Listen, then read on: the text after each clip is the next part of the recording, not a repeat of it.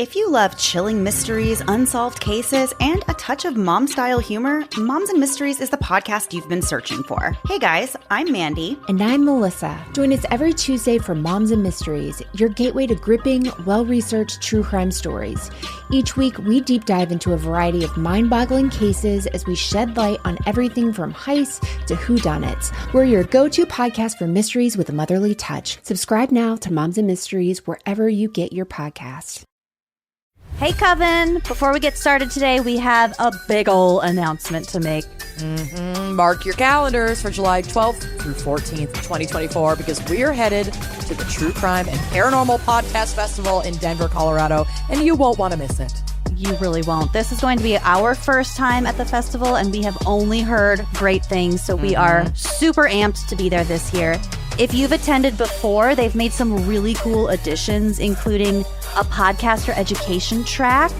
And this is tailored for both seasoned creators and folks dreaming of launching their own podcast. And I know that there are some of you out there. Oh, yeah. So, picture it. Hands-on sessions, insights from industry experts, a chance to level up your podcasting game. Yeah, plus all the true crime and paranormal that your little heart desires. And this weekend isn't just about podcasts, it's about advocacy, ethics, and building a community. This is the first and only festival that focuses on ethics and advocacy in the true crime and paranormal content creation space, and we're honored to be a part of it. This festival is also women and BIPOC founded. One of the founders is Lainey Hobbs, who's a friend of ours. She is a true crime and paranormal content creator, if you've never heard of her before, and it is her mission to help change the landscape of true crime and paranormal content. And supporting families, the Family Fund is dispersed evenly to family advocates to aid in their travel costs, and people can select that option at checkout too to help support these families. And if you're worried about costs, don't. This festival is designed with you in mind. It's an affordable experience without sacrificing the quality. There are no inflated costs. It's just a weekend packed with authenticity, education, and networking. So if you've ever wished for genuine one-on-one interactions with your favorite creators, well, now is your chance. And you can save 15% off your ticket price by using our code COVEN at checkout. And we hope to see you there and let them know we sent you. See you in Denver. Wine and Crime contains graphic and explicit content which may not be suitable for some listeners. Listener discretion is advised.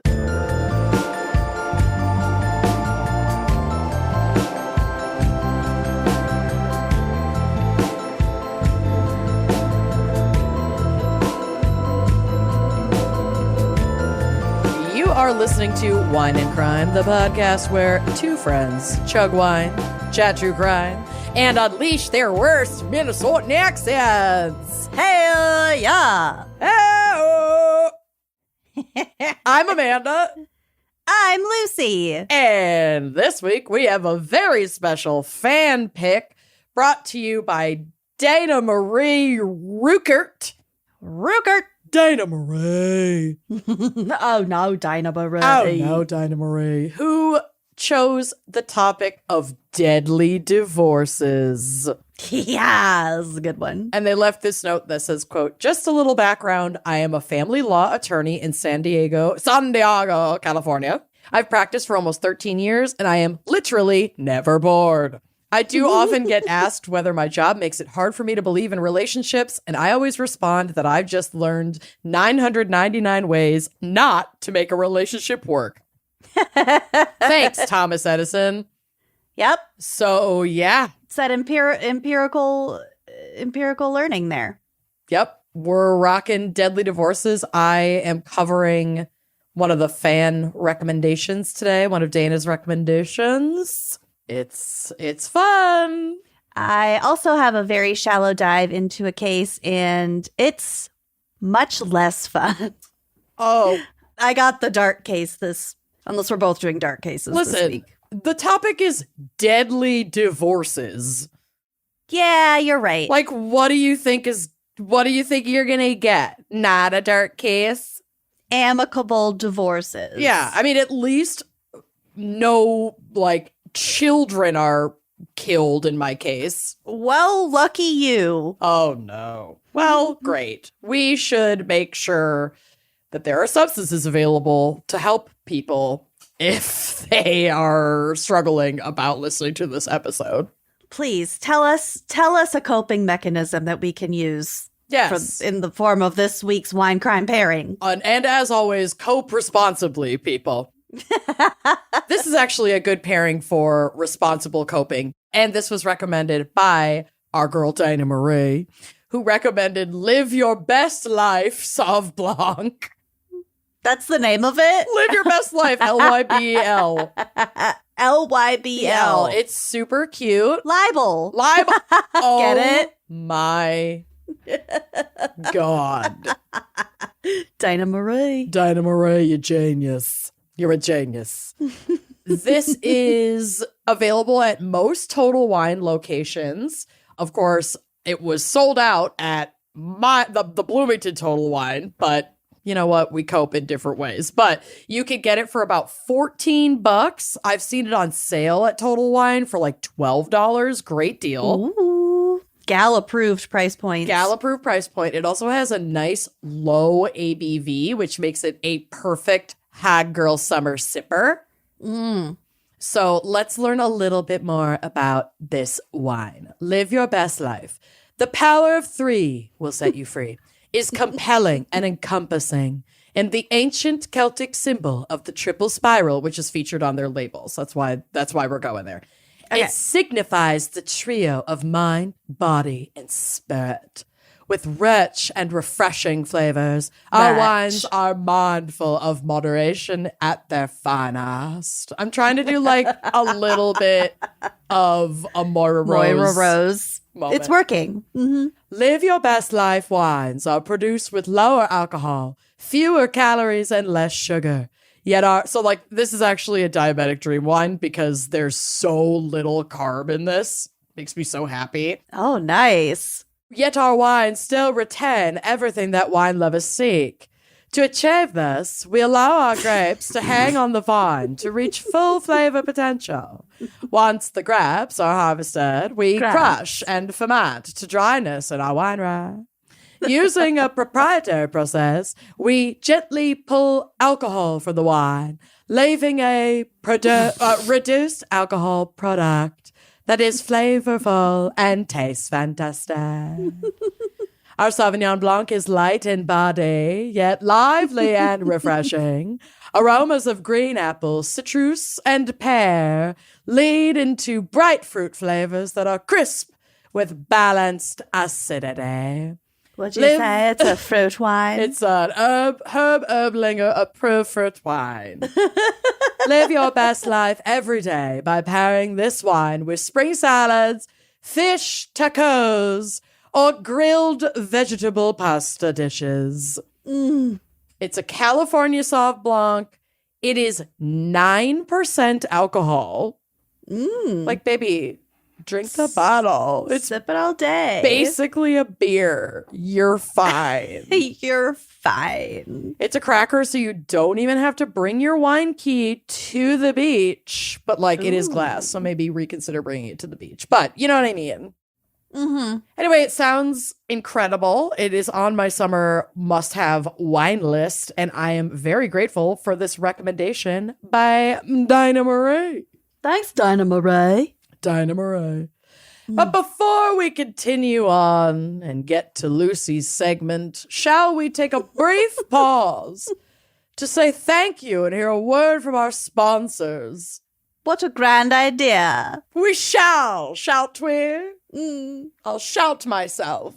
Do you remember growing up in the 90s when if you touched the screen of your tube television, you'd feel that electric fur, fuzz feeling? Yeah. It's like a light electrocution. Right. But that's what my legs feel like when I'm not prioritizing my self-care. Oh, that's too accurate. Right?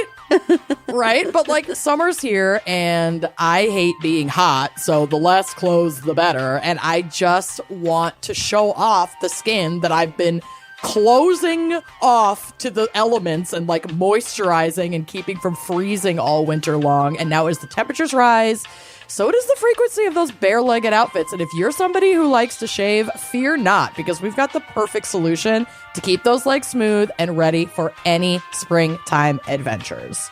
I know you've heard about Athena Club by now, but this is your official sign to finally try it. Athena Club's award-winning TikTok viral razor kit is so worth the hype. Yep. And you're going to need to try it to believe it. So first of all, the quality.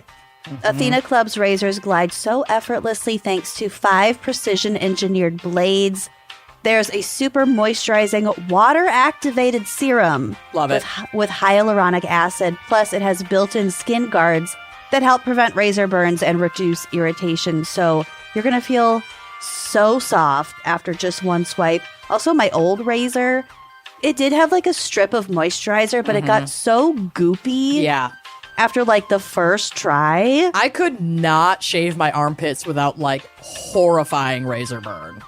Yeah, and it just did not feel that sanitary when you go back after like a couple days to use it again, and it's still like nasty.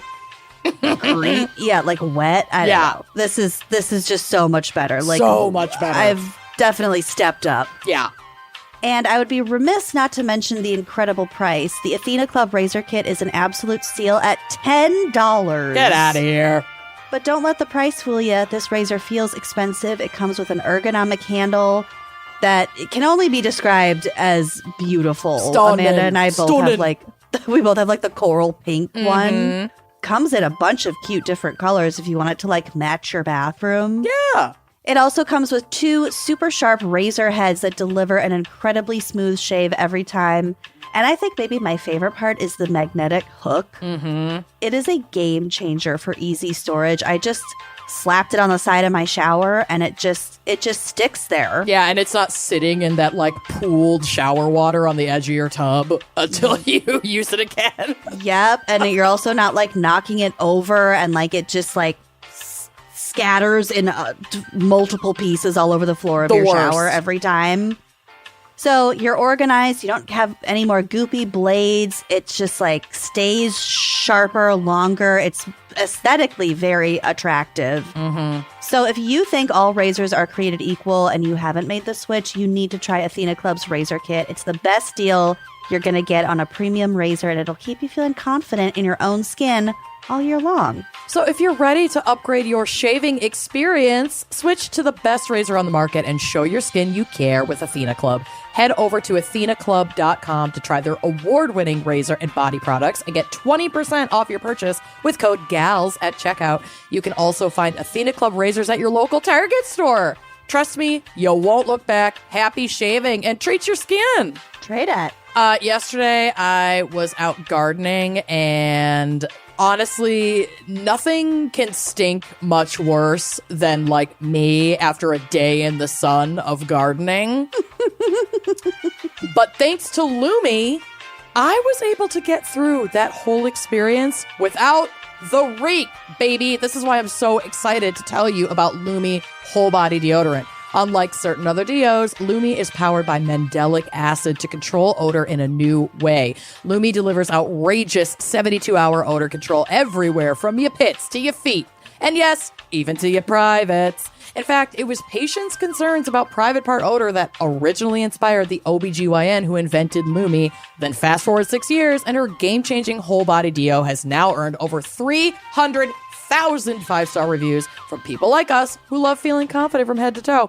And we have a special offer. New customers get 15% off all Lumi products with our exclusive code and link. So use code GALS15 at LumiDeodorant.com. That's LumiDeodorant.com. And tell us more, Lucy.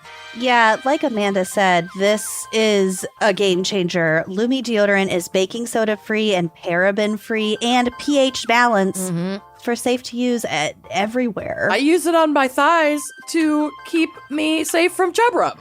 Yeah. I love it. It's really nice. It's like multifunctional in that way. And I know I've said this before, but like after being pregnant, my body odor is like way weirder now. It's different. She's different. I smell like baked cereal. I don't know. I can't describe it, but I don't love it. It's not as great as it sounds. Obsessed. So this deodorant, you're not just covering up your odor. It's a pre-odorant. You're preventing it, and it just feels so good. You can use it anywhere on your body. You can choose from a variety of fresh, bright scents like clean tangerine, lavender sage, which is my favorite, or toasted coconut, which That's I know my is Amanda's favorite. Yeah, you gotta try it. You gotta try it to believe it, and trust us, you're gonna love it. Lumi Starter Pack is perfect for new customers. It comes with a solid stick deodorant, cream tube deodorant, and 2 free products of your choice. We highly recommend the mini body wash and the deodorant wipes, which are a miracle. Wipes.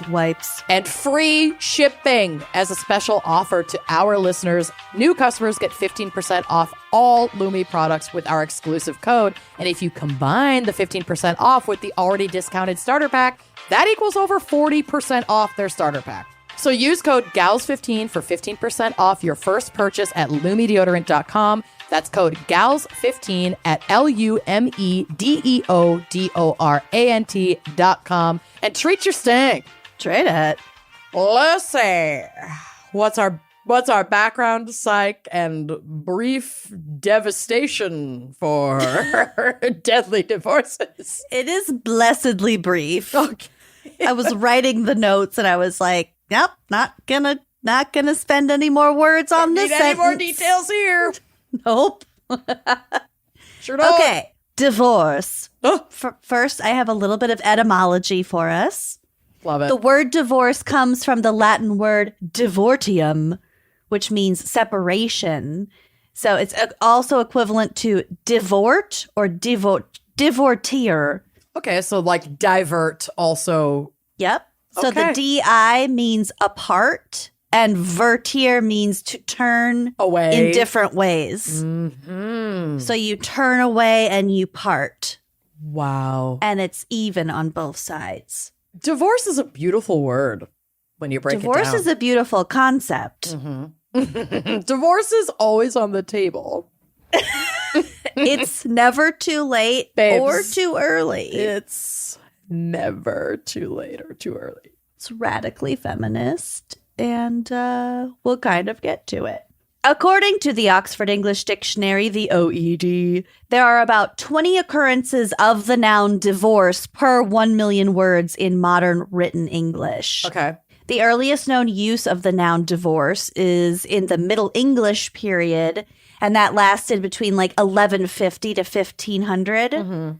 So the OED's earliest evidence of the word divorce as we're using it in this context is from 1357 in the writings of John Gaytrig, Nailed it. who was a Benedictine monk. Talking about divorce. Anyway, that was just a long time ago. Yep.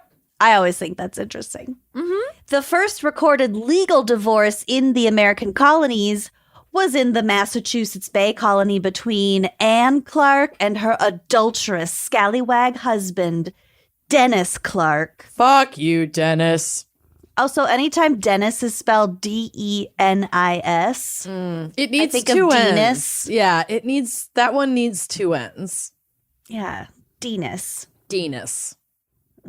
That's not great. So this happened on January 5th, 1643. The Quarter Court of Boston, the Quarter Court of Boston, granted the divorce, and in a signed and sealed affidavit presented to John Winthrop Jr., who was the son of the colony's founder, Dennis admitted to abandoning his wife and his 2 children for another woman Oh. with whom he had another 2 children. Ooh. He stated that he refused to return to his original wife. He just wouldn't go back. Refuse. Something tells me she didn't want him back. But this left the Puritan court no other option but to punish Clark and grant a divorce to Anne.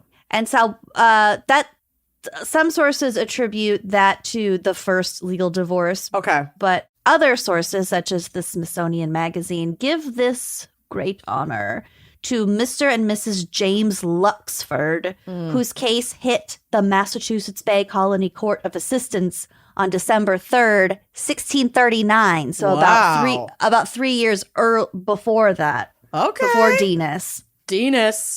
In this case, James was 3 found... years BD, before Denis. Before Denis. Yes. We can just create the context for all historical events based on... Before or after Denis now. First or second divorce in the American colonies. The first, maybe second divorce. There's no way to know. But we will be structuring the historical calendar around that date now. Thank you. And it's not even after divorce, it's after Denis. Okay, so in this case, James Luxford was found by the Boston court to be unlawfully married to 2 bitches at the same time. What a douche. He was a bigamist. And obviously, this is a very Puritan-leaning colony at the time. Sure. So his penalty was considered to be extremely severe because that was a big old no-no. Okay. So he was ordered to forfeit everything he owned to his most recent wife, which I would argue the first wife deserves it more, but... Yeah, isn't it? Yeah, okay. Maybe because the second wife, like, that marriage didn't really count. And she was the one who was duped more so than the first wife. Sure. I don't know. I still feel like the first... Whatever. So he was ordered to forfeit all of his shit to his most recent wife. He was fined 160 pounds. He was placed in the stocks and then banished to England. Oh, wow. Boy, bye. Yeah, get out of here, dude. I like to think that his 2 wives became best friends and, like, I don't know, maybe lovers. And they opened a little crystal shop. Yeah, they just raised their kids collectively. Lived happily ever frickin' after. They got a good little nest egg with all of his possessions. Yeah. Yeah, and then they just sat around and drank tea and laughed at the memory of seeing him in the stocks and people, like, throwing cow shit at him. Listen, if our men fuck around and end up being banished in the stocks, I want this to be our life. I want us to open our crystal shop, live off of our alimony. Yeah. And just thrive. Raise goats. Why not? Why not? We're strong, independent, formerly married women. We can do whatever the fuck we want. We'll tell everyone our husbands died. Mysteriously. Yeah. I love this. I love our third act. I'm excited to open a crystal shop with you. Me too. As faux widows. Yes. According to the CDC in 2022. Anyway, back to this and away from my fantasy. I'm just building our fantasy out further because we're going to continue talking about divorce and being a widow and stuff. Okay. In 2022, in the U.S., there were 673,989 divorces and also annulments. They include annulments. Wow. All right. It's popular. It is popular. By state, Nevada has the highest divorce rate and Louisiana has the lowest divorce rate. I mean, damn, I wish we were pulling Louisiana divorce rate numbers these days. Their stats are still pretty dang good. Yeah. Also, Corey just texted me. I'm listening, you know. Yeah, I know. It's a warning to you. Don't spy on me while I'm at work. That's unethical. It's for work. I'm working here. I'm divorcing you for work. Okay. Remember there was a period of time, if you searced Lucy Fitzgerald in Google, the first result was divorce? Question mark. Why? Because I joked about divorcing Corey so much that people thought I was serious. Like, nobody even laughed anymore. I said it so often. That's why people, like, listeners were like, oh, shit, she's going through it. That's so fun. I forgot about that. And it's just so wild to me because anyone who knows you and Corey, like, y'all are the most likely to make it out of anyone I know who's ever gotten married, including myself. Like, if I could have a fraction, if the world could have a fraction of your marriage dynamic, their divorce rate would be 0%. It'd be 0%. It helps to have really low expectations. You guys love each other a gross amount. It's really uncomfortable. Well, we're exceeding each other's expectations, and then we both feel grateful. Yeah. Am I a therapist? Wow. No. Hey, Talkspace. Thank God. Holy shit. Did I just become a therapist? Did I just cure relationships? Cure. I cured I divorce. cured the divorce epidemic. Pandemic. Expect nothing from your partner. And then you will sometimes you'll be always- pleasantly surprised. You will always have your needs met. Don't have any needs. Oh my God, it's Don't always get married. It's been that easy this whole time. Yeah, I guess. Oh God. All right. I Well, forgot he is still listening. Okay. did he text you again? No, I just remembered. Still listening. Holy shit! I'm I crying. can hear you. I'm 9 feet away. With our child. No, she's at Amber's today. Oh, okay. Well, Okay. So those are the divorce rates. And that includes, like I said, annulments, divorce petitions that have been filed, and also legal separations. Splitsvilles. Splitsvilles. Yep. Mm-hmm. Okay, so we think Nevada has a high divorce rate. The Maldives were granted the record for highest divorce rate in the world in 2002. Good for With- them. 10.97 divorces per 1,000 inhabitants every year. Woo.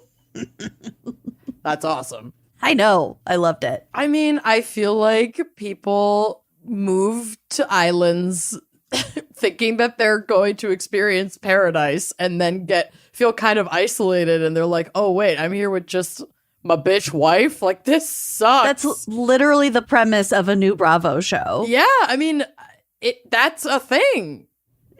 Yeah, it is. I don't remember what it's called, but it is. And I Yeah. don't think they're in the Maldives. Right. I think they're somewhere in the Caribbean. I don't remember. But yeah, I mean, it's kind of, don't fucking go retire on an island. It's just stay, leave their land alone.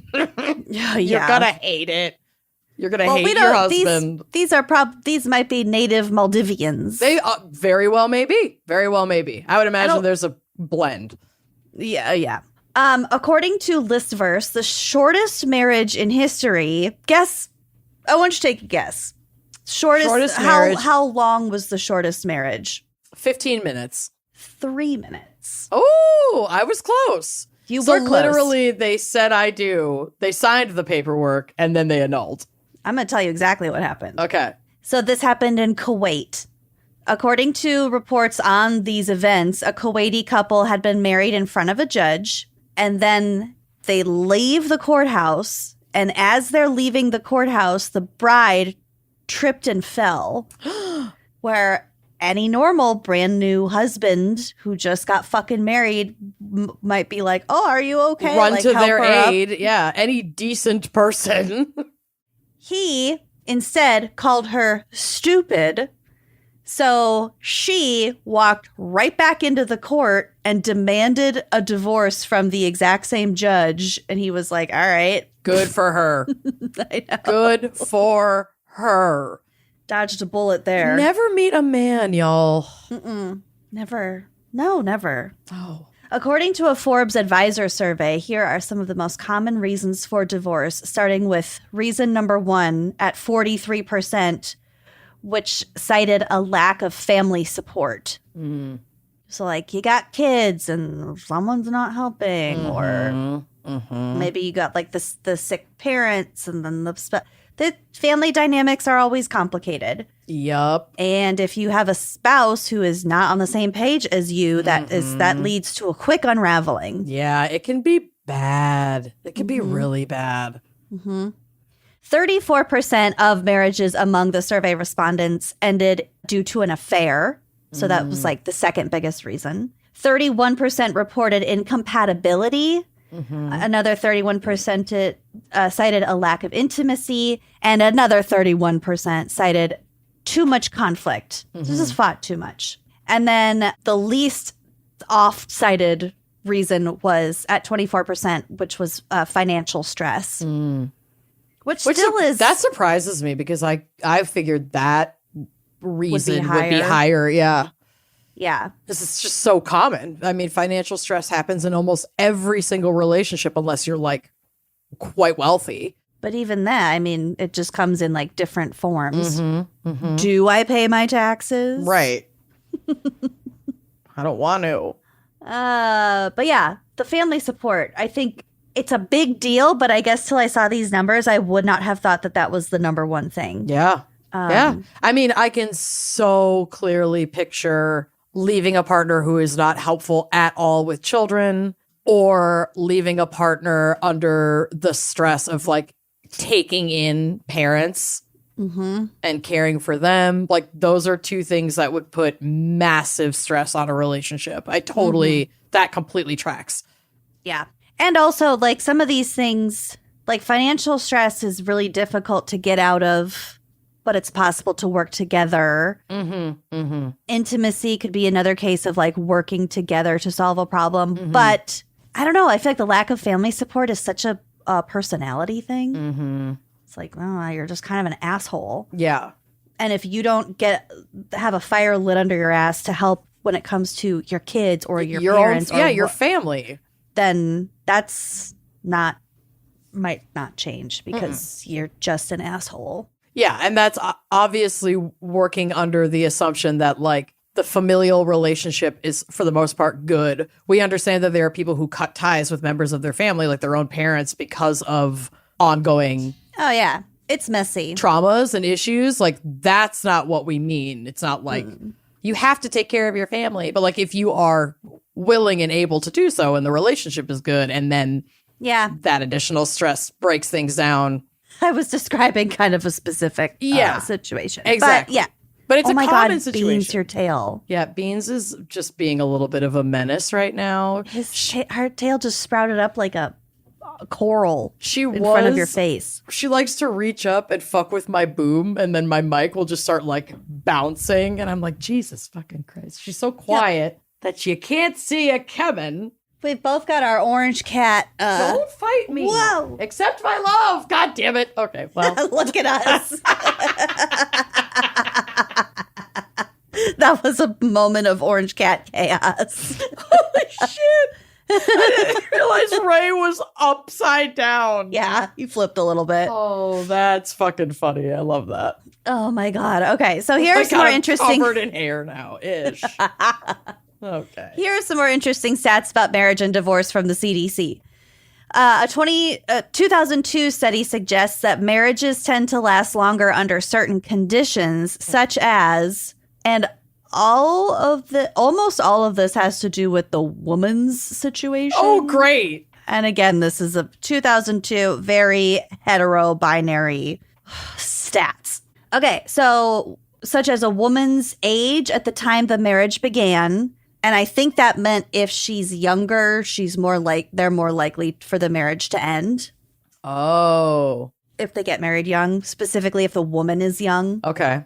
Whether she was raised throughout childhood in an intact two-parent family, whether religion plays an important role in her life, and whether she had a higher family income or lived in a community with a high median family income, with low male unemployment and with low poverty. So she's financially in a good spot. Religiously motivated. Her parents are still together, and she wasn't super young when they got married. So those factors contribute to quote unquote successful marriages. Statistically longer marriages. Okay. The report also shows that marriages that end don't always end in a divorce. So we talked about separations. Mm-hmm. So many of them end in separation and don't actually go through the divorce process. Mm-hmm. Because if you're separated, I mean, it depends on the circumstances when you got married and throughout your marriage. But sometimes it's cheaper and better to just go your separate ways And stay married on paper. Yeah. I've known people who have done that for like, because they have an amicable split with their partner, but their partner relies on them for like health insurance. And so they separate and they live completely separate lives. And unless someone wants to get married again, they just on paper stay married, but they're not together. Yeah. So separated white women are much more likely to divorce after 3 years of separation at 91%, compared with separated Hispanic women at 77% and separated Black women at 67%. Interesting. Meanwhile, the probability of remarriage among divorced women was 54% within 5 years. Mm. And that's split out again among like races. Mm-hmm. Racially, 58% for white women, 44% for Hispanic women, and 32% for Black women. Interesting. However, there was also a strong probability that second marriages will end in separation or divorce. Mm. And that was at 23% after only 5 years and 39% after 10 years. Well, we saw it happen to the Golden Bachelor after 5 months. He was married for 5 months. Mm-hmm. And they broke up. It's the winner of the to the lady? To the lady. His Golden Bachelorette. Did they get married at the end of that show? Yep. Mm. Yeah, they got married very shortly after the finale aired. And it was on TV. Have any of those marriages lasted? Yeah, a handful of them have actually, and people have kids. And I mean, the vast majority don't. Yeah. That's so wild to me. Many of them never even get married. They just get engaged at the end of The Bachelor or Bachelorette. And then if they stay together, they can get married and then like basically get a bunch of money by publicizing their successful bachelor marriage, whatever. Well, good for them. Yeah, whatever. Get Any your way bag. to make a buck. Exactly. Yeah, get your rocks off. Get your fucking bag, people. Also, the stats indicating whether a divorced woman will get remarried at all have been declining since the second half of the 20th century, which I love. Yeah, we've had an awakening. More and more women get married, get divorced, and then are like, I'm not fucking doing that again. Well, and some of that has to do with the laws around, you know, women didn't have access to even like bank accounts, credit cards, things like that without the approval of either their father or their husband. Yep. And so as a utility of survival, people would get married. That's so gross. Yeah, it's gnarly. Okay, so I have some weird divorce laws, both domestic and international. Mm-hmm. In New York, any professional degree or license, such as a law degree, can be considered marital property during a divorce.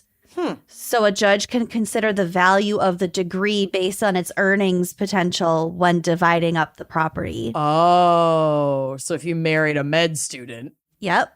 Okay. And or someone who had a medical degree at all. Yeah. Regardless of what they're actually doing for work or how much they're actually making. They could go on to become the wealthiest surgeon in the area. Mm-hmm. Interesting. Yeah, I could see that going both directions of fairness. Like that there, I could think of some situations where that'd be really frustrating. Yeah. Mm-hmm. Did you know that Ireland did not legalize divorce until 1997? Good for them. But Chile waited even longer to legalize divorce. It was one of the last countries to do so, and they did it in 2004. That's wild. And there are some prerequisites that the couple must follow in order to get a divorce. So to qualify, the couple must be separated for 1 year. Mm-hmm. If it's not a mutual divorce, then they have to be separated for 3 years. These requirements are just so dangerous because of the prevalence of intimate partner violence. Like, not everybody has the fucking luxury of a year of separation before they're killed by their partner. while they're trying to get a divorce. Well, So, however, they may waive the period if they can prove infidelity, abuse, abandonment, homosexuality, etc. okay.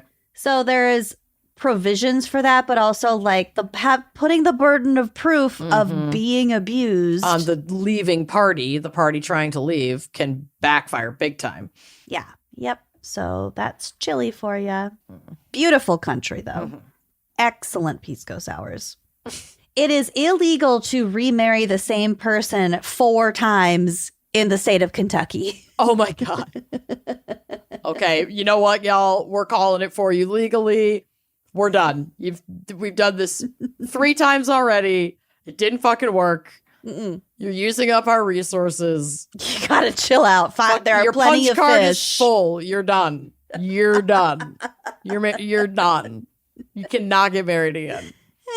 I love that law. I want to know, like, what set that over the edge. Who did you have to deal with to make this legally binding? I love that. What was the straw that broke the this camel's back? Yeah. Or even incited the creation of this camel. There was a camel you didn't even know you had until this fucking person came around. And now suddenly we have to make this camel. I saw a meme the other day that was like, me as a camel. Yeah, I can handle one more straw. Yeah. I can probably handle one more straw. Sure. Yeah. Dead. Oh my God. Okay, speaking of jokes. Oh no. In Delaware and Colorado, some laws allow couples who get married as a joke to get an annulment or declare their marriage invalid if they were like, we were just kidding. We were fucking around. It went a little too far. We recognize that. But can you But it'd be cool if you didn't. It'd be so cool if we could get that annulment. It'd be so chill, dude. And the judge is like, yeah, that was pretty funny. I got it. Get out of my office. I'm done. You're done. I could see you having to invoke that. Are you kidding me? If you and I could get married as a joke, I would do it. I would never. You literally couldn't say yes fast enough. I couldn't say I do fast enough. I'm in. That'd be hilarious. I know. We just make a YouTube channel about the logistics of joke marriage. What it was like applying for our license. What does wedding planning look like inside of a mutual joke marriage? Completely open about the joke that it is. Yes. Tasting our wedding cake. Top 10 themes for your joke marriage that will be trending in 2025. The Pinterest boards. Girl, wait. Should we do Are this? we going to get Are we getting be really fun. We'd also be bigamists. Yeah, think of the content. I love it. We got to move to Utah. Wait, bigamy is multiple wives. We'd be misandrists. Ooh. No, wait, that's man-hater. Oh. Polyandrists. There we go. We'd be... Not even, because that's for men. What's the word for I'd be married to a man and a woman? I don't know. I'm just trying to think of like the Greek word for tits and then add something multiple to that. Greek word for boobs. All right. Vitsia. I'm trying to make my computer say it. I'm a vitsiagist. Vizia. Visiagists. Visiagists. We're visionaries. Yeah, visionary visiagists.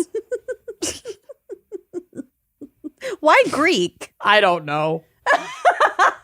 Because I always think about my big fat Greek wedding where the grandpa is like, everything comes from the Greek. Right. And he just links everything back to Greek etymology. And it always like makes me laugh. So whenever you say like derive from you always say like the Latin because that's what it is. Right. But I always want to, and I've been really good about not doing it, but I always want to interject and be like, it comes from the Greek. The Greek. but I don't know. I feel like my Big Fat Greek Wedding was such like a millennial moment in time, and so not a lot of people necessarily get that reference. Really? I really do. I don't feel like a ton of, like, I think a lot of people get it, but there's like a generational gap. Like Gen Z does not know what the fuck that means. Yeah. I gotta watch that movie again. It's so good. So good. Okay, so joke marriages. Here's where marriages aren't a fucking joke, and that's in India. Yeah. Which has the lowest divorce rate in the world, with only 1% ending in divorce. Damn. So that means out of 1,000 marriages, only 13 result in divorce. And yeah, how much of that is because there's prohibitive access to divorce, whether that be legal or like religious or cultural stigma, social stigma, you know. They also, a lot of people in India practice arranged marriages too. Mm-hmm. So I think there's more of a cultural, like, you get married to this specific person and that's it. And you make it work. Yeah. Yeah, make it work. In Wichita, Kansas, if a man mistreats his mother-in-law, that can be grounds for divorce. Oh, shit. Mm-hmm. Bill. I'll remind Bill. Bill is so good to his mother-in-law. What if your mom mistreated Bill? Well, could you divorce Bill? I choose my mother. Probably. In Tennessee, if your spouse attempts to kill you with malicious intent, it's grounds for divorce. What other ways could your spouse attempt to kill you? With not malicious intent? Yeah. She tried to kill me, but it's chill. She wasn't like being mean about it. Yeah, she was being fine about it. Wow. Malicious intent. I don't know. Maybe like a crime. Maybe if you could, like, crime of passion. That's not necessarily malicious. That's true. But the intent, it just happens. Yeah, you're right. Also accidental, but, you know, obviously. Yeah. And my last fun fact, in New Mexico, a scorned spouse may sue their ex's lover for damages for causing their marriage to fail. I like that. It seems a little petty. No, I know. I like it for me. As a woman feeling consistently scorned for no reason, I like having this option. Me as a perma-scorned woman. Right. I'm not thinking of how it could affect anyone else. Why would you? Exactly. You're the scorned one. I'm the scorned one. You're the scornee. Mm-hmm. According to MJ's lover, the Cornell Legal Information Institute. Oh my God, I love this for MJ, one of our researchers. A no-fault divorce is the most common modern type of marriage dissolution. No-fault divorces do not require any showing of wrongdoing. So instead, whoever is filing just states that there may be incompatibility, irreconcilable differences, or irreparable breakdown of the marriage. So these tend to be more private than a fault divorce or like an at-fault divorce because the couple doesn't have to share the details of their marriage in court. You don't have to convince anyone that your husband's a dickhead who doesn't help with the kids. You're both just agreeing for whatever reasons. We're not going to keep doing this. Let's go. You don't even both have to agree. So in a no-fault divorce, one spouse starts the process unilaterally. It just takes one and the other one can't object. Okay. Obviously, you can both get lawyers. You can go through mediation, blah, blah, blah. But you can't stop someone from doing it, from divorcing you in a no-fault divorce situation. So this type of divorce became popular in the U.S. during the 70s and became an alternate method to the tactics of perjury and forum shopping, which I think just meant that there was such a competitive environment when it came to getting a divorce that like people were really playing dirty about it. Plus, it's quite a feminist thing here because if you are, let's say, a woman and your, let's say, husband is abusive in whatever way, you don't have to convince him that you want to get a divorce. You don't have to prove anything, and it's just a lot cleaner and safer, and it's a good thing. A no-fault divorce. Yeah. Okay, so like I said, I have a short case for us. This is dork. Oh dear. Okay. This is the story of the Worley family from central Indiana. So Jason and Brandy Worley got married in 2009 in Indiana, central Indiana. The couple quickly fell pregnant with their first child, but faced challenges when baby Tyler was born 10 weeks early. So he grew up to be fine, but their marriage faced some strains when they had a premature baby. Child, yeah. At that point, the couple made a promise to each other, and that was to prioritize the well-being and happiness of their children above all else. They're like, this is difficult, we hate each other, but we can get through it. We're sticking together. We're doing this for the kids. Always a good idea. Yeah. 4 years after Tyler was born, the couple welcomed a second child, a daughter named Charlie. Oh, Charlie with 2 E's. That's cute. It's really cute. Also, these kids are adorable. There are pictures of them, which will be on the blog. However, as time passed, Jason began to suspect that Brandy was cheating on him. Uh-oh. According to a riveting Oxygen report. Jason appeared to have written a post on Reddit, and we'll also post the link to this Reddit. What is that, a forum? An R? Post. It's a post.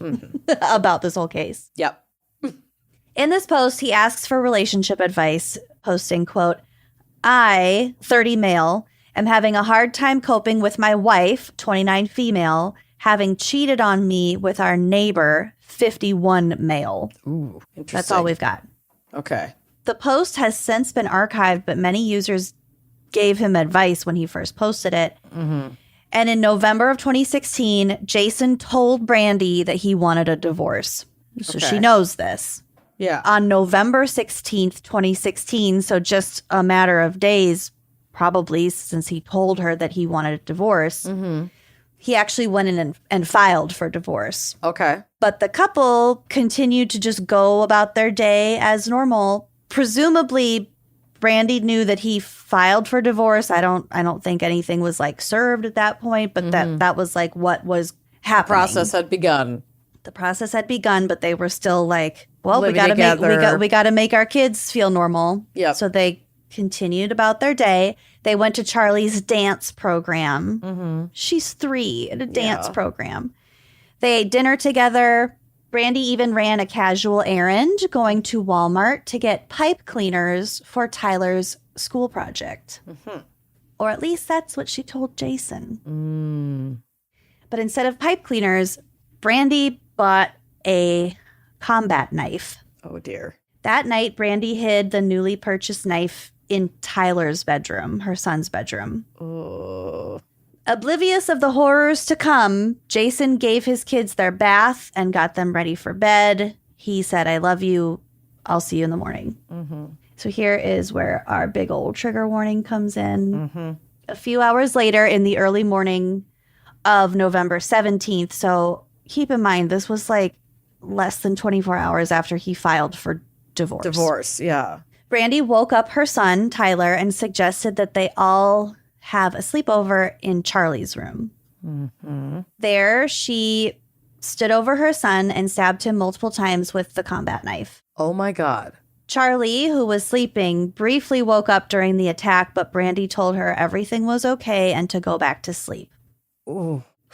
Once Tyler was dead, Brandy took the same knife and killed her 3-year-old daughter. Oh, my God. At some point, she tried taking her own life by stabbing herself in the neck, but apparently not well enough. Oh, dear. So she's Alive. fine. Yeah. After the attacks, Brandy called her mother, who was like, call 911. I'm on my way over. Brandy's mother rushes over to Brandy and Jason's house. Brandy calls 911 at 4:35 a.m. And is Jason just, is he asleep? Is he he's dead? asleep. No, he's Oh, my asleep. God. He's asleep in the basement Okay. because they were sleeping And separately. separate. So he was like on a totally separate floor. Oh, my God. So in the 911 call, Brandy told the dispatcher in a monotone voice, quote, I just stabbed myself and killed my 2 children. There's blood everywhere. Oh. She also said that she had taken like a bunch of Benadryl, So she was kind of talking like sort of slurred. Sure. When the dispatcher asked her why she did it, Brandy replied, quote, my husband wanted a divorce and wanted to take my kids, and I don't want him to have my kids. So when Brandy's mother arrived at the scene, she got on the phone with the 911 dispatcher, who then asked Brandy's mother to go check the children's bedrooms to see if what Brandy had told them was the truth. True. Oh, my God. So she did, and she found the children deceased in Charlie's room. Brandy's mother became hysterical and started screaming, which woke up Jason. It's fucked up that... So they sent her to go look? Well, the cops were on their way. She just got there first. So the dispatcher was like, yeah, I guess. The dispatcher told her to told the mother to go make sure. I think that's fucked up. I think that they should have all just stayed where they were and had the dispatcher keep them calm and then have fucking the authorities go scope that shit out. I don't know why they did it that way. I don't like that recommendation at fucking all for a multitude of reasons. One, now this woman has to live with that vision. 2, did we learn nothing from JonBenet Ramsey? If this had been like, I don't know, where there were cops all over that house and then they were like, yeah, you can help with the search. And then, miraculously, she was here in the basement all along. Like, I don't like it. I don't like that. Also, like, go into that potential crime scene. Exactly. And poke around. Yep. You could disturb important evidence. The psychological trauma would be horrific. If you're at fault, you could tamper. I don't like that. I don't like that. That was bad advice. There weren't too many details on like that part of it. I found that a little bit weird too, but my first thought was maybe because Brandy had taken all that Benadryl. If the dispatcher was like, maybe she's dreaming because it is the middle of the night and she sounded kind of fucked up. So I don't know. Yeah. But also Brandy's like covered in blood. Yeah. I don't know.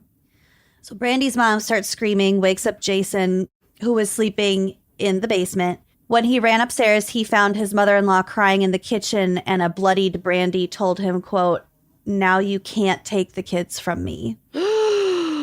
Oh, God. I know. It's so gross. Oh. When the police got to the house, they took Jason outside where he overheard what happened to his children on one of the officers' radios. Like one of the radios said 2 deceased children in the house. That's what he heard. That's how he found out what happened. Ooh. So Brandy was taken to the IU Health Methodist Hospital to treat her self-inflicted wounds. She exhibited no signs of remorse. Ooh, throughout all of this, the trial, everything, she's not totally devoid of emotion. Yeah, I don't know what. I'm not going to diagnose anything. It's but weird though. This feels like psychosis. Yeah. She remained hospitalized for a few days before she was taken to the Montgomery County Jail to await her trial. Originally in November of 2016, when this happened, Brandy entered a not guilty plea and was expected to raise an insanity defense because she stabbed her 2 kids to death. However, in January of 2018, which I think is when like the actual trial first started, she confessed to the crime in court and pled guilty, while her attorney explained that there was no real explanation for what she had done. She was found guilty of murder and was given separate sentences for the deaths of her children. She was sentenced to 55 years for one count and 65 for the other, so a total of 120 years. For Jason, no prison sentence for Brandy could ever ease the pain of losing his children, obviously. And recently, an episode of Evil Lives Here. I love that show. This case was on one of those episodes, and it's called She Hid the Knife in a Toy Box. Oh, God. I don't like that. And so that episode goes into more of the details and also like all the shit that happened leading up to the crimes, like more on the affair and all that stuff. So, oh, dear. So that's my segment and my shallow dive. But look how cute those kids are. Yeah, and they're look really cute. How disturbing this woman is. Yeah, I'm not loving it. No, but Something went really wrong. She's not well. She needs help. And at least where she is now, she can't hurt anybody, any children. Poor little babies. Yeah. 7 and 3. Poor things. Well, maybe I am going to go open a bottle of wine now. Yeah. It's already 2:30. Yeah. Okay. So should we take a break and hear a word from our sponsors? Yes, please. Okay. I'm a millennial, and while I don't mind being on the phone as much as certain younger generations do, it's really not my favorite thing to waste time on. And I feel like you're only talking to a robot. It's more stressful than anything, especially if you're trying to cancel something. Oh, there is no greater hell. There's no greater hell. It takes forever, and then they'll connect you with a person who begs you to stay, and you're like, ooh, sorry. And that is why Rocket Money has been a total game changer for me. Not only does Rocket Money show me what subscriptions I'm paying for, which is often a shock in itself. Right. But Rocket Money will cancel an unwanted subscription for me that I frankly don't have time or wherewithal to do myself. Or any memory of even signing up for. Exactly. So Rocket Money is the adult in the room. You got to get on board. Rocket Money is a personal finance app that finds and cancels your unwanted subscriptions, monitors your spending, and helps lower your bills so that you can grow your savings. What's not to love? With Rocket Money, we have full control over our subscriptions and a clear view of our expenses. So I love that I can see all of my subscriptions in one place. And if I see something I don't want anymore, or something, like I said, I don't even remember signing up for, oops, I took a free offer, I don't want this anymore, Rocket Money can help me cancel it with a few taps. I love how the dashboard shows me this month's spending compared to last month. Yes. So I can also clearly see my spending habits and then adjust them if I need to. Plus, they'll help me create a custom budget and help keep my spending on track. Rocket Money will even try to negotiate lower bills for you by up to 20%. All you have to do is submit a picture of your bill, and Rocket Money takes care of the rest. They'll deal with customer service for you, y'all. It's like a personal assistant.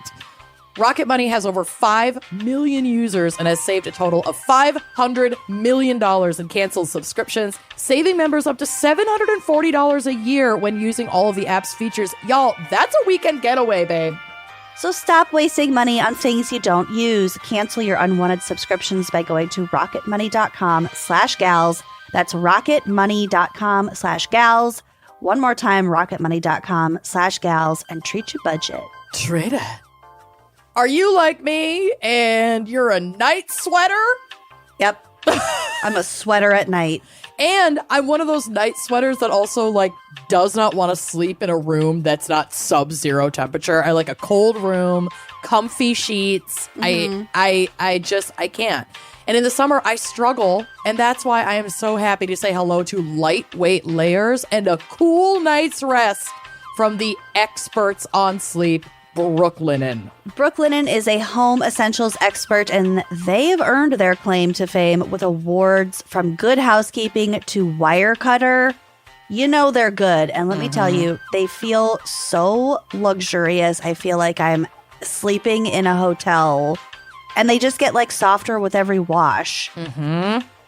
And the sun's coming down hot these days. Sure is. You got to keep her cool with fresh linens. Designed in Brooklyn and made in Portugal, washed linen sheets are made from 100% European flax. You'll never in your life feel more pampered. Yeah.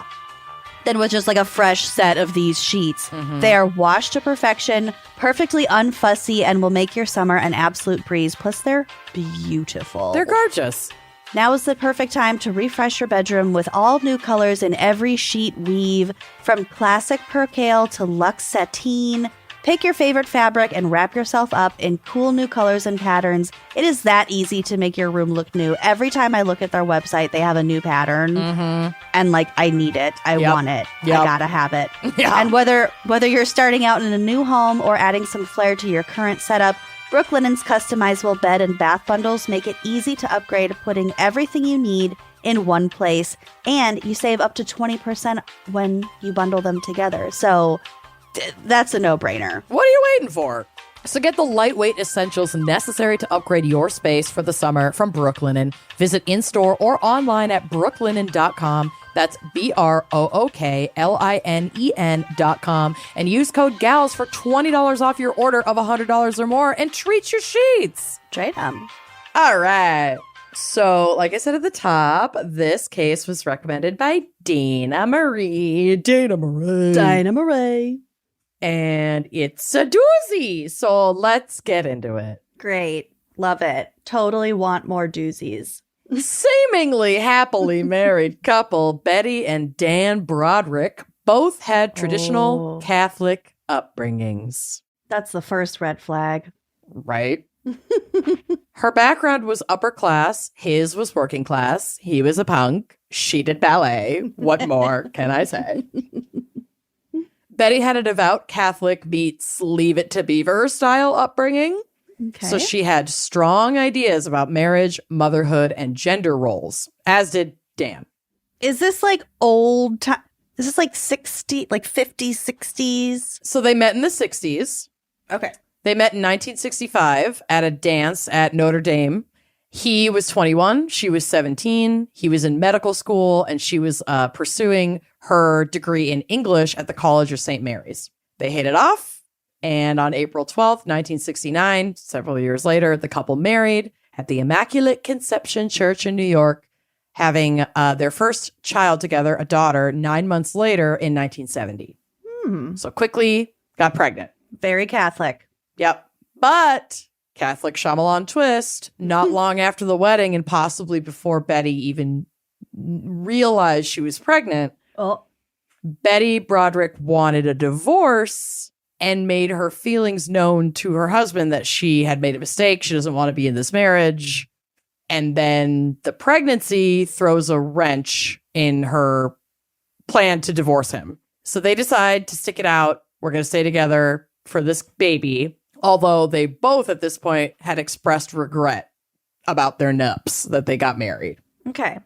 Despite if you listening haven't connected these dots, don't stay together. No. For the kids. No. If it's better for the kids not to do this. The kids will be okay. They're going to be okay. Invest in their healing and do a lot of family therapy. And get the fucking divorce. Don't force your kids to be worse collateral in your bullshit. Yeah. By definitely forcing it on them in your house. There's definitely a point when it's better to just get it over with. Sure is. Okay. Despite Dan Broderick's high domestic demands on his wife, so she's like the homemaker and the child care worker, and he wants her to also have a job to support the family while he finishes medical school at Cornell. Oh, so she's not like a homemaker by choice, like this is what I want to be doing. She's that and has to make all the money for their whole family. I think she wants to be a stay-at-home mom, but the demands that her husband has put on her, according to her, right. And we do have to, given what comes down the pipeline here, we do have to be skeptical of some of her versions of events, as well as Dan's, to be quite fair. But I think it just got to be too much. It's like, okay, well, we had this baby, I'm doing all of this for the kid, and they end up having more kids. Mm-hmm. And you also need me to work so that you can be in school. Mm-hmm. And so she's working as a third grade teacher. She's also doing babysitting gigs and supplementing her income selling Tupperware and Avon. So it's not exactly like... I can't imagine. Oh, she doesn't get a moment to rest. Like, that's too much. That gives me palpitations. Not exactly a cash cow either by any means. No. I require at least 60 minutes of just mindless television a day. I need like 12 hours of sleep and another 6 hours of mindless television a day. When do I have time to work? Yeah. That's not true. So she's not bringing in a lot of cash, but also like it was the 70s. Boomers could go to college, get married, have a kid, and buy a house for like $12. So yeah. they made it work. For like the price of a Happy Meal. Betty recalled how she quickly came to rue her decision of getting married and staying in the marriage and the loss of independence it ushered in. Overnight, she went from possessing assets and a car to nothing. She claimed that her husband was in charge of everything. Quote, I moved in with him and he took charge of the bank books and my paychecks, and I more or less had to do what he said. Oh. After completing his MD degree, he then enrolled at Harvard Law School to get his JD with aims of becoming a medical malpractice lawyer. So he's been in school. Stop going to school. He's Raise your family. He's been in school the entire time they've been together. And now they have, and at this point, they've had like 4 children, which we'll get to them. That's insanity. While he's at school the whole time, and she's working multiple part-time jobs while being a homemaker and primary caregiver for their children. It's too much. 4 children. It's too much. And like, I'll just get this out of the top. I think Dan's an asshole, and we will get to more of that. And I think Betty is deeply unwell, and I do not condone what she does. She goes completely bonkers, and it doesn't mean she wasn't treated poorly. Exactly. So like, I'm not saying any of this is an excuse, but I have empathy for her. I really do. So Betty is remaining throughout this time the main financial provider.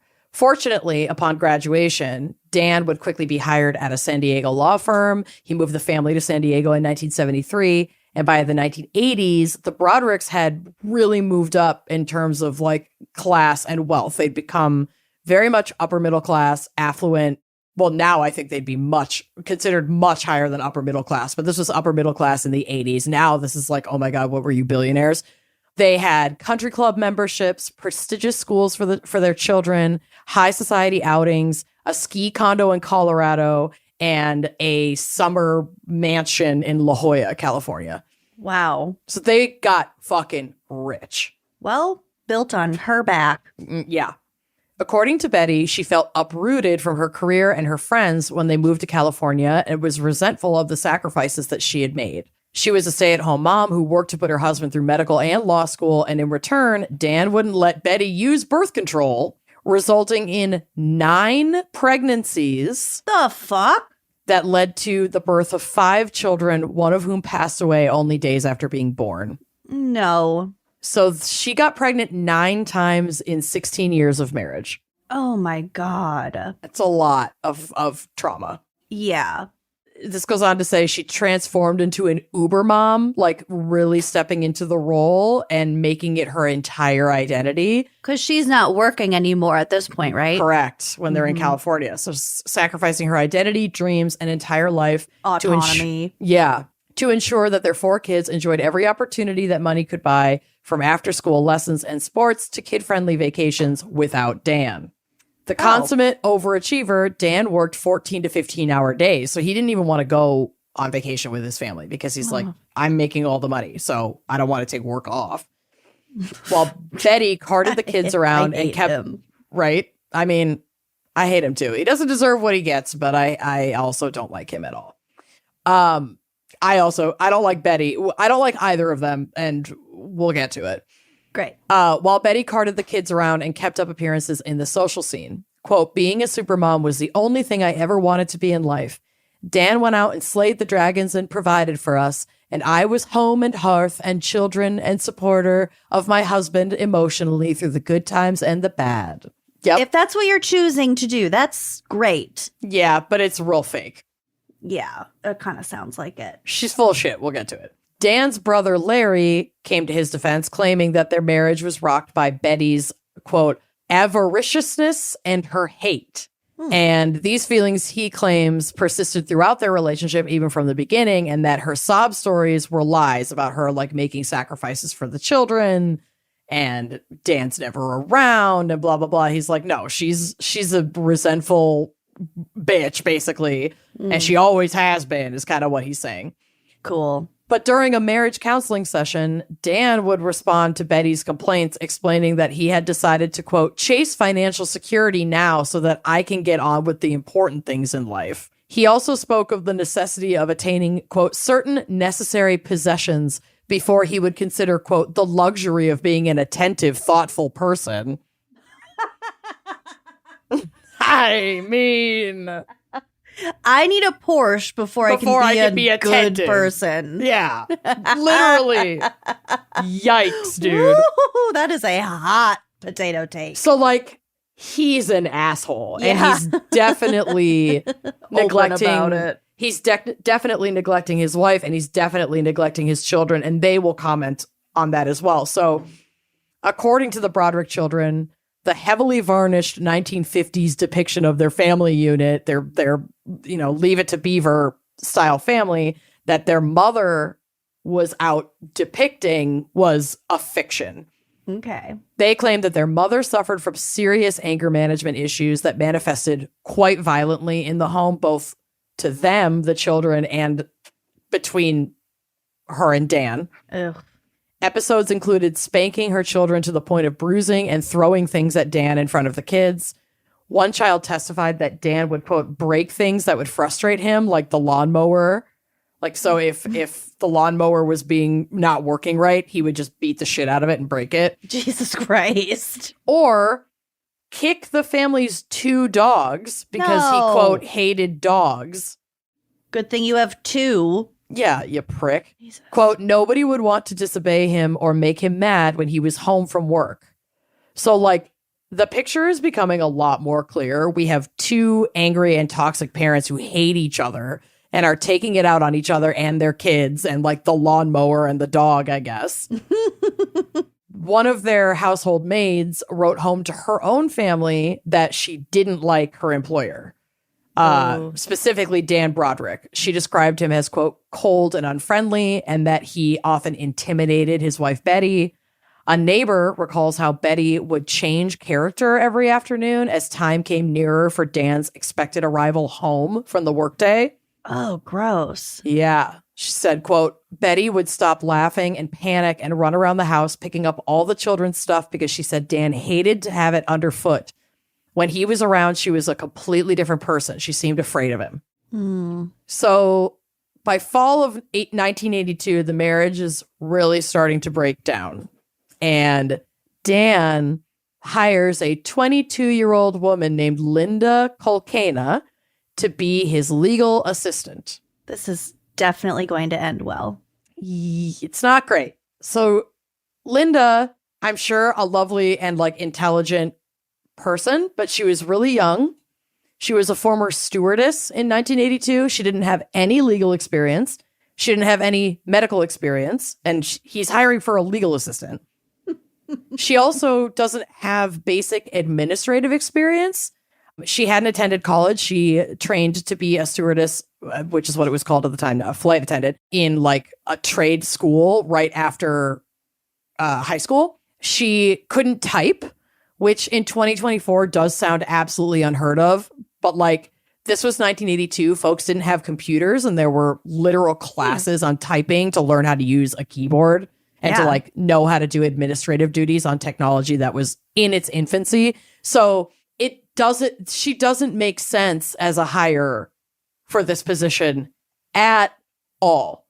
And a little salt in the wound to Betty, Linda allegedly looked a lot like a young version of Betty, and I gotta admit, I see it. Like, I put a photo right here in my notes, and there'll be a photo on the blog, but the one on the left is Betty, young Betty, on their wedding day, and the one on the right is Linda. Yeah. Betty's also blonde. Yeah. They could easily be sisters. So Betty is feeling like, oh, he's traded me in for a younger model. Yeah. Which would fuck anybody up. I mean, infidelity is such a breach of trust and such a betrayal. Especially after all that bullshit that they've both been putting the whole family through. So October of 1983, within a handful of months, I would say, of Linda getting hired, Betty is suspecting that Dan was having an affair with Linda, his new legal assistant. Cool. When the Brodericks vacationed in New York City that summer, Betty caught Dan hidden away in an alcove of the hotel lobby calling Linda over the phone. Oh, God. Which, like, again, I feel like through the 2024 lens, like the era of cell phones where everybody is like accessible and working all the time, this doesn't sound that weird. But they didn't have cell phones. He's like on a phone in the hotel lobby while he's on a family vacation across the country, calling Linda. So not even like at a higher level, partner at his firm. Yeah, that's fishy. That would have like a compelling reason to need to talk to him right away. It just is. It doesn't sound that weird now because anybody could just walk off into the corner of a room and make a quick phone call. But it's just different. It just hits different because of those circumstances. Totally. When the family toured England, she discovered that Dan had telegraphed flowers to Linda. So, like, paid via telegraph. He needs to cool he his needs fucking to chill. jets. Jesus. According to Betty, Dan would deny this, but the dynamic in their marriage had changed radically. According to her, almost overnight, he began hurling insults at her. He referred to her as old and fat, saying he didn't love her anymore. Okay. He also complained about the house and the kids incessantly. Don't complain about your own kids when you're not fucking around. Yeah. According to his secretary at Dan's law firm, by late 1983, the affair with him and Linda was common knowledge in the office. Dan and Linda were not even trying to hide it. They would go on long lunches. They'd leave empty wine bottles and food containers strewn across Dan's office, like staying late, having dinner. The audacity of some men. Mm-hmm.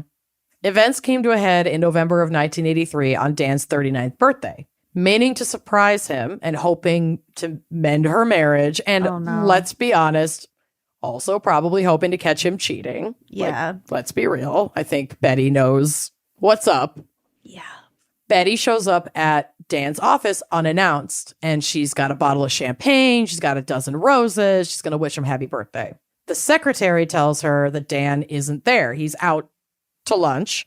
And Betty notices that Linda's office was also empty and that Linda had a photo of Dan on her desk. Oh, my God. Like, he's two doors down, girlfriend. Yeah, you don't need a photo of him. You don't need He's a right fucking next picture to you. of the guy. And also, they're doing too much. They're doing too much. And Linda knows that Dan is married.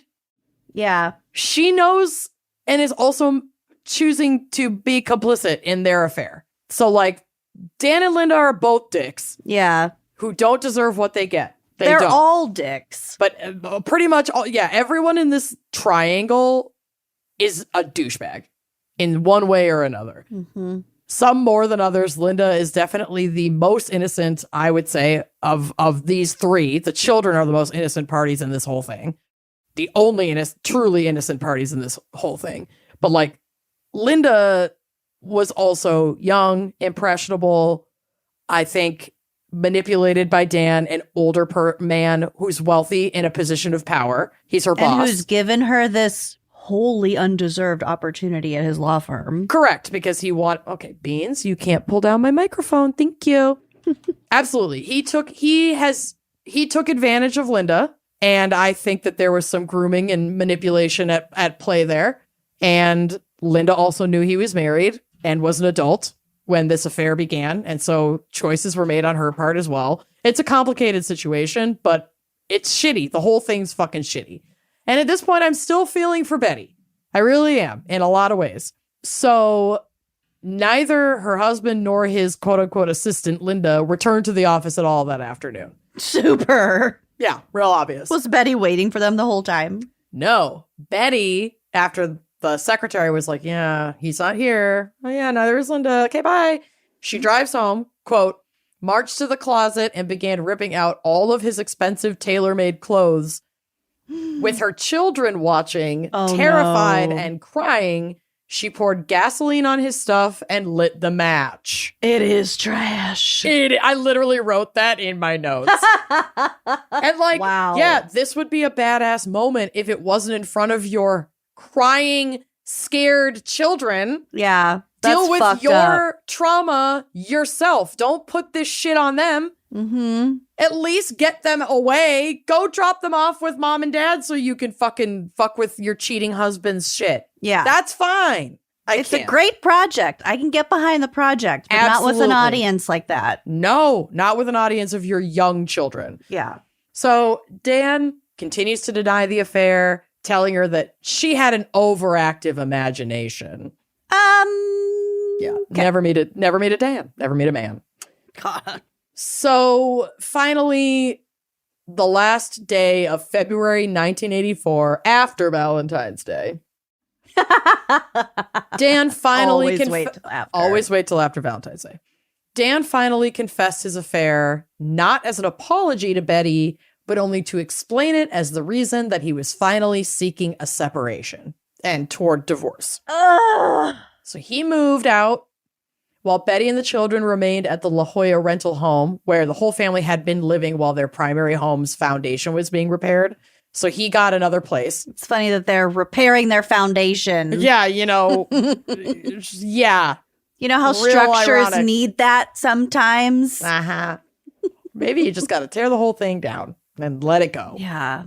Not in front of your kids. Yeah. A year later, in 1985, while they're in the midst of an ongoing custody battle in this separation, she would essentially give Dan full custody by unexpectedly dropping the children off at his doorstep one by one. Dan told the San Diego Reader in a later interview that Betty would, quote, just leave them there with their personal things, their clothes, and wouldn't tell me that they were coming and just drop them there. What do you mean one by one? So one day she would drop off one kid. A couple days later, she'd drop off another kid and then another until they were all in his... And never pick them up. Never pick them up. And never warn him that she's on her way with the kids. What if he's not home? While they were negotiating custody during the divorce settlement, Betty would, according to testimony, swing from wanting custody to refusing to accept it at all. The divorce would become drawn out, hostile, and bitterly contested. Betty would claim that Dan, now a prominent lawyer, would make it difficult for her to find a lawyer willing to represent her. Betty also believed that he used his legal influence to win sole custody of the children, sell their house against her wishes, and essentially screw her in the divorce. Which, some of that might be true, but also you're just dropping your kids off one by one at your ex-husband's house, literally to spite him and because you don't want to raise them, which none of that's in their fucking best interest. You're just further using your kids as pawns. She is not an innocent party here. She's doing fucked up shit. Definitely not, yeah. I feel so bad for these kids. Me too. I can't even imagine. Then her behavior just starts to escalate because this divorce is dragging on and on. It's super bitter. It's super messy.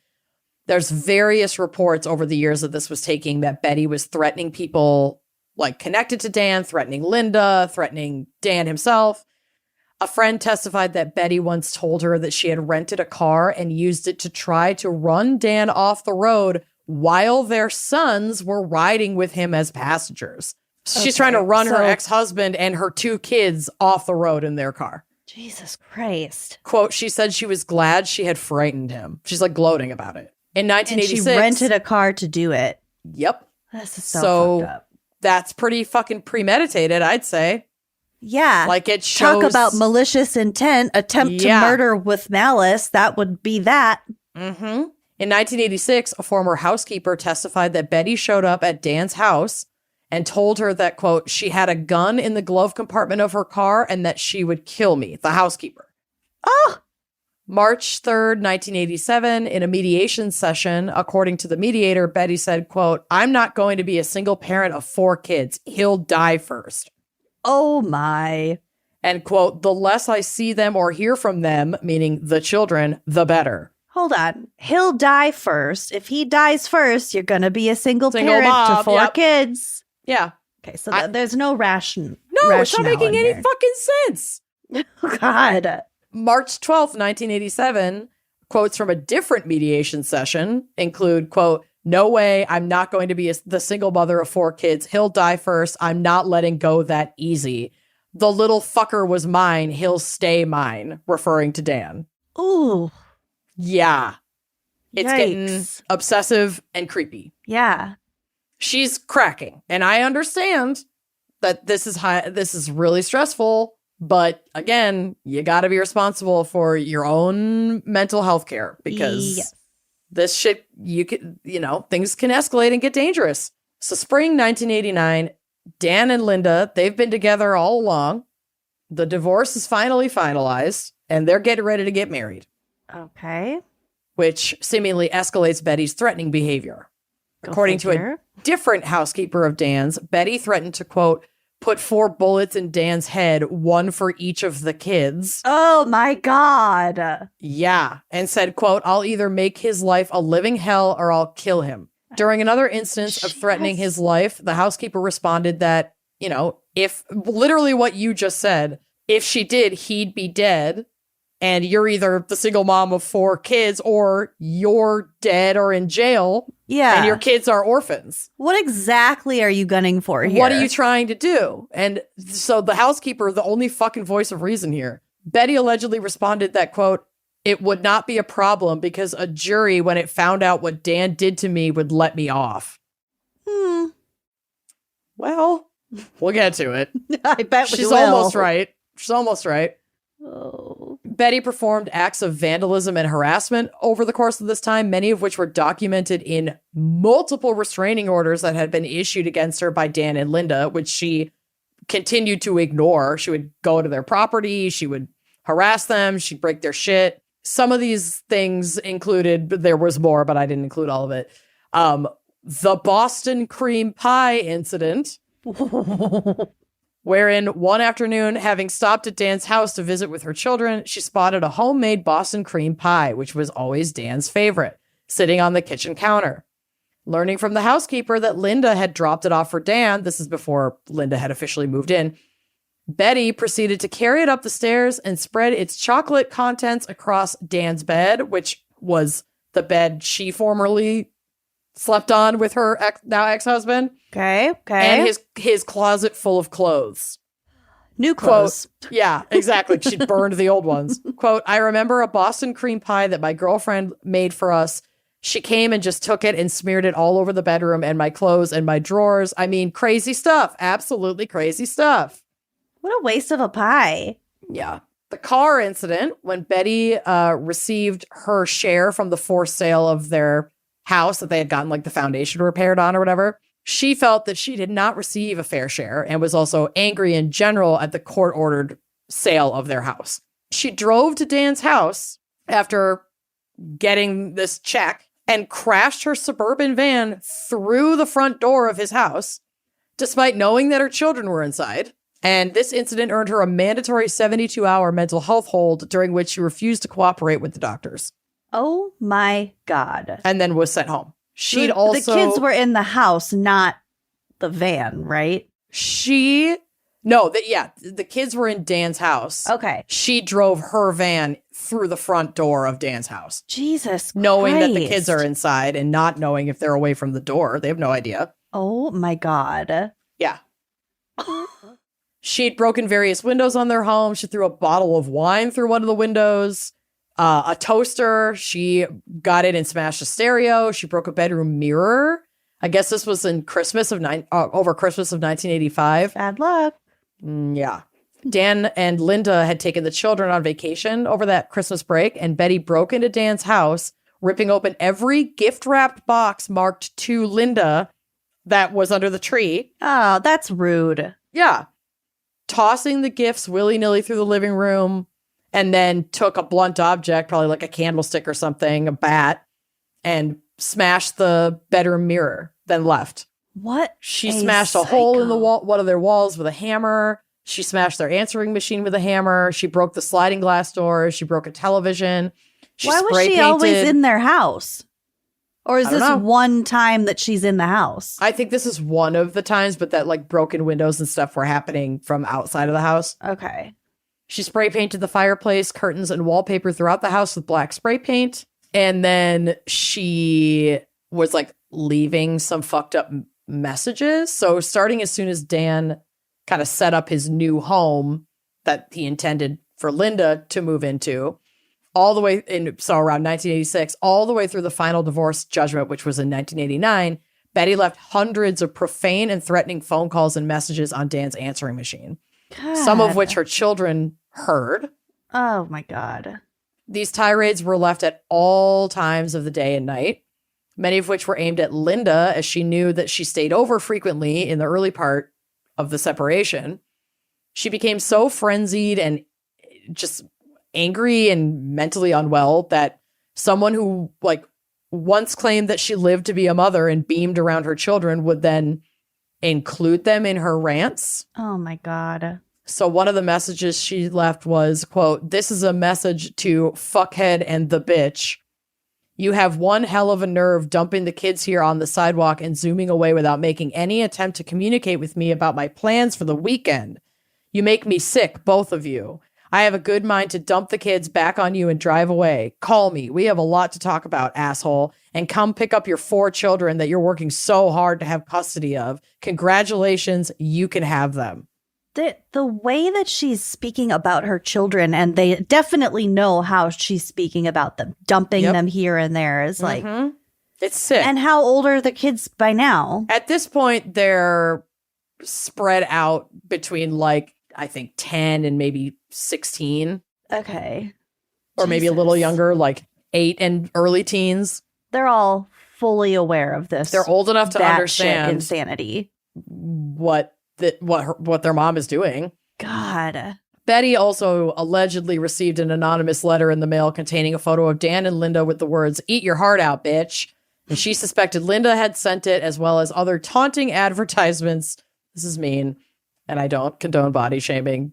And if Linda did this, I kind of forgive her. But she said she was sent taunting advertisements for wrinkle cream and weight loss products. Oh my God. Y'all, this shit was so fucking messy. But do you think Linda was sending that, or do you think that I honestly really Betty don't. was like... I think Betty set that shit up to herself, because if Linda was retaliating or going after her, there'd be more information out there about that. And this was the one thing. I actually do think it's bullshit. I don't think Linda did this. If she did, I can let it go. Or that Betty was just unhinged enough to be like, oh, she put that billboard on my commute route, or maybe, yeah. This junk mail I'm getting is targeted because of Linda. That could totally just be her delusion. Or it's targeted because you're a 40-something-year-old woman, and just statistically, that's the demographic for those things. That's the demographic where society says you're useless and gross. Buy all these things so that you can be valid again. You're their target audience. Yeah. So, like I said earlier, their marriage finally ended in January of 1989 after an 8-day trial, after years of leading up to a trial. Betty would be jailed for contempt twice. It's wild that there was a trial. It wasn't just a court hearing about a divorce. It was a full... I guess it got bad enough, and with the restraining orders and all this shit that was going on during, that it just escalated to a trial. Wow. When the children testified, they claimed their father was a calculating man whom they hardly knew, merely a figurehead, rarely at home, and that their mother was a woman so preoccupied with her anger that she had forgotten her love for them. Oh my God. Which is fucking heartbreaking. An example of both descriptions can be found in a taped conversation between 12-year-old, at the time, Danny with his mother. 12-year-old Danny begs his mother to quit screaming at Dad so that she'll let him visit again. Betty's reply sounds like she's talking to an adult next-door neighbor rather than to her son. She said, quote, "I was the best mommy in the whole world and the best wife in the whole world. It's not my fault your father is such a fuckhead. I cared about my family enough to put up with him fucking Linda for 2 years." Oh my God. To her 12-year-old son. No. Yeah. So Dan would win full custody of the children. Okay. Months after the divorce was finalized, Dan and Linda announced their engagement. But again, the proceedings leading up to the 8-day trial were 4 years long. So Dan and Betty had been separated for a long time, and obviously Dan was already with Linda before they broke up. So it actually makes sense that now that it's finalized, they're like, yes, we're getting married. We've been waiting to do this. Finally getting married. Yeah. So around the time of this announcement, Betty would buy a revolver and start practicing shooting at the range. Why is she allowed to buy a gun. Yep. God. One friend would testify that Betty bragged about her ability as a sharpshooter and told her that she was honing her marksmanship at the shooting range. Cool. Great. April 22nd of 1989, Dan and Linda are married in a backyard ceremony. Linda was so concerned about their safety, she even urged Dan to wear a bulletproof vest under his suit during the ceremony. Oh. He refused to do so, but did hire undercover security guards. One security guard would testify that Dan had told him that, quote, his ex-wife had threatened to shoot him and his fiancée at the wedding ceremony in front of all of their guests. Despite concerns, the wedding was able to proceed without incident. November 5th, 1989, 8 months after purchasing a revolver and 7 months after Dan and Linda's marriage, they were murdered. Oh. At 5:30 in the morning, Betty drove over to Dan's house in San Diego and, using the house key that she had stolen from her oldest daughter, entered the house. She went to the room where the couple slept and fatally shot them both while they lay in their bed. Jesus Christ. According to Betty, she'd had trouble sleeping that night and went to the kitchen to look over some legal papers that she had received. These were the documents holding her in contempt of court because she had left vulgar messages on Dan and Linda's answering machine even after being court-ordered not to communicate with them. This renewed anger in her. She got in the car, though she claimed she didn't even know where she was going. She just wanted to take a drive to cool off. Yeah, she beelined it. She quite ended a up ways at Dan and Linda's house. Come on. She claimed that when she got there, she went inside to confront them, not intending to kill them. When asked why then she would bring a gun if she wasn't intending to kill them, she claimed that she intended to complete suicide in front of them to teach them a lesson, I guess. She said this changed when Linda awoke and screamed, "Call the police," claiming that she was startled into immediately firing. Oh my Quote, God. "It was such a panicked thing. It was never a thing where I even aimed. I pulled the trigger real fast, no hesitation at all." She claimed that she didn't even know if she had hit anyone. Linda was hit twice, once in the head, once in the chest, killing her instantly. Pretty lucky if you're not looking. Yeah. Dan was hit once in the chest, and as he was rolling to reach for the phone to call 911, and it sent the bullet through his right lung, and he died because his lungs filled up with blood. Oh, Jesus. And his last words, according to Betty, were, okay, you got me. God, that is so sick. It's creepy. One bullet would hit the wall and one would hit the nightstand. At some point, the phone was ripped out of the wall so that help could not be called. When asked why she didn't then complete suicide, as was her stated intention, her response was, quote, "I didn't have any bullets." She'd run out of bullets. But is did what she claimed. actually? I don't think she ever intended to kill herself at all. No! Were her children in that house when she did that? I believe so, yes. She then saw Dan, quote, "He was on the floor and the phone was right next to him. I thought, oh my God, he's going to be on that phone before I'm down the stairs," because he was still struggling to breathe. Yeah, because that's not a quick death. No, it's slow. Drowning in your own blood. Right. So she pulled the phone out of the wall before leaving so that he couldn't call for an ambulance. And he died in his house. After the shooting, she went to her daughter's house because her oldest daughter is old enough to now be living on her own, and threw up. Allegedly.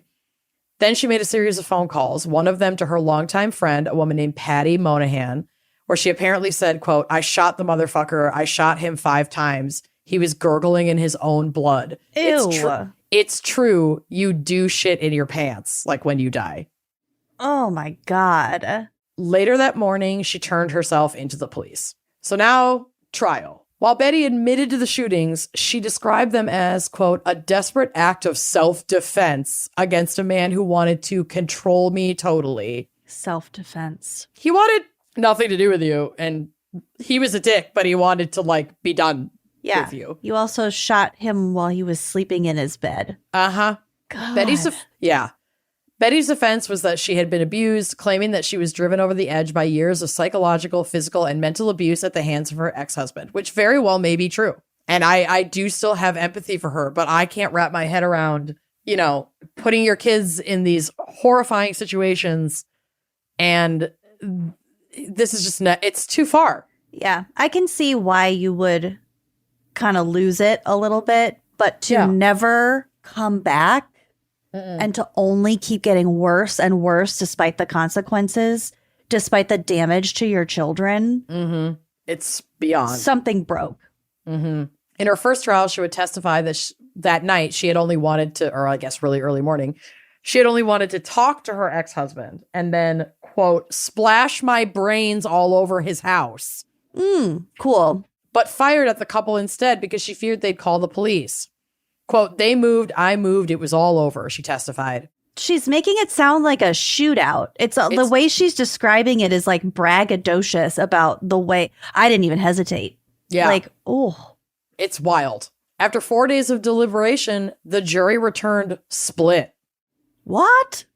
Hung. 2 members refused to believe that she was guilty of premeditated murder. They didn't believe that she had planned ahead and gone there with the intention of killing them. They knew she was guilty of at least second-degree murder, but couldn't commit to that. But sometimes a jury can come back with a lower degree. Yeah. But there were holdouts, so they couldn't even unanimously agree on that. One of the holdouts, Walter Polk, told reporters afterward that as he listened to the court's description of Dan Broderick's infidelity, snobbishness, and psychological brutality, his only thought throughout much of the proceedings was, quote, what took her so long? So he's likely one of the holdouts that was like, of course this was premeditated. She'd probably been thinking about killing him for years because he's such a prick. Yeah. So the jury was split not on whether or not she'd killed them. They knew she'd killed them. They just couldn't agree on the charges to bring against her. So they couldn't come to a decision. They have to start all over with a brand new trial. That's a hung jury. They've got to get a new jury, new trial. This trial resulted in a guilty verdict on 2 counts of second-degree murder because once again, jurors could not agree that the killings were premeditated, but they did agree to return with second-degree charges rather than first-degree charges. That she did it. We can't be sure it's first degree. We're going to call it second degree and have this be over. What? So, oh, never mind. I was just about to ask a stupid question. I forgot that 2 people got murdered and not just him. So I was asking what the 2 counts were. Yeah. No. For both. One for each. Got it. So Betty Broderick ultimately received 32 years to life at her sentencing. She did go before the parole board in 2011, which was 20 years into her sentence. That was the first time she was eligible. At this hearing, according to reports, Betty continued to deflect blame for her actions and just not take any responsibility. She still blames Dan. That's not surprising at all. She sounds like a narcissist. Yes, correct. She was ultimately denied in 2011 and then again in 2017. And her next chance at eligibility is in 2032. And she'll be 84 years old when she's next eligible for parole. Wow. Her children did provide testimony at these parole hearings, and they're a bit split on their feelings toward their mother. So the eldest daughter, Lee Broderick, said, who at the time she said this was 38, so that would have been in like either 2011 or 2017, said that she wanted her mother to come live with her, even though she still misses her father. She said, quote, she should be able to live her later life outside of prison walls. Rhett Broderick, the next in line, said in a 2006 interview that, quote, keeping her in prison isn't really helping her. She's not a danger to society. The only 2 people she was a danger to are dead. Dan Broderick, the next child, said his mother was, quote, hung up on justifying what she did. In my heart, I know my mother is a good person, he said, but along the way, she got lost. Releasing a lost person into society could be a dangerous mistake. So he's like, don't do it. It's a very mature way to communicate that.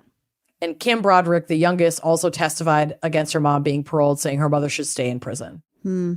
So thus far, she is still in prison. She, again, won't be able to go before the parole board until 2032. And we'll see. She'll be quite old at that point.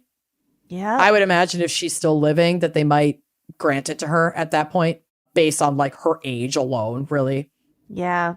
So we'll see. But dang. That's my case, recommended by Dinah Marie. I'd absolutely heard of this because didn't they do a Dirty John season about her? Possibly. I think they did. I might have missed that, but yeah. I mean, it's not an unknown case for sure. No, I'd heard about it, but I didn't. The toxicity on both sides and just her absolute break is Yeah, it's kind scary of shit. fascinating. Yeah, it's pretty wild. And yeah, at the end of the day, I'm devastated for their children Yeah. who have, again, were the biggest victims in all of this. Mm-hmm. And neither party really seemed to go out of their way to protect their fucking kids. No, that's tragic. And I hope that they're okay and that where they are now, they're happy and they're healthy and loved as adults. That's the best that I can hope for them. Yeah. Yeah. Maybe a good dose of therapy would be beneficial. Well, thanks, Dana Marie Ruckert. Dana Marie. I don't know why I thought deadly divorces might be a little lighthearted. It was really nothing to indicate that except for just my optimism. So I love your optimism. It's so pure. my eagerness to be delighted. Yep. She loves to be delighted. I do. I know you do. Don't yell at me. Okay. On that note, thank you for listening, and we will see you next week. Bye-bye. Thanks for listening to Wine and Crime. Our cover art is by Danielle Sylvan. Music by Phil Young and Corey Wendell. Editing by Jonathan Camp. Our production manager is Andrea Gardner. For photos and sources, check out our blog at wineandcrimepodcast.com. You can follow us on all the socials at Wine and Crime Pod. If you have questions, answers, or recommendations to share, email us at wineandcrimepodcast@gmail.com. Episodes are available on Apple Podcasts, Spotify, wherever you get your podcasts. If you like the show, please rate, review, and subscribe on Apple Podcasts. It is the best way to spread the word. If you'd like to show your support and get access to all sorts of wine-fueled bonus content, visit our Patreon page. Cheers!